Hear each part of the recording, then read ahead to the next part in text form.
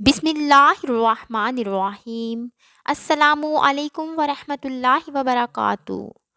ہر حاجت کے لیے ایمرجنسی عمل۔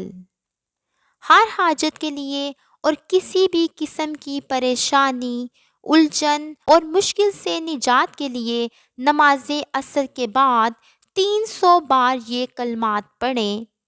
اول آخر 3 بار درود شریف پڑھیں تو اس کے بعد یہ کلمات 300 بار پڑھیں۔ یا حیو یا حلیمو یا عزیزو یا کریمو۔ یہ عمل 40 دن تک کریں۔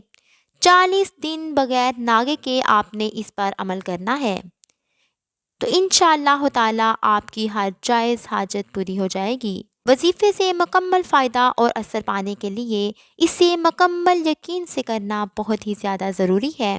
اللہ تعالیٰ عمل کی توفیق عطا فرمائے۔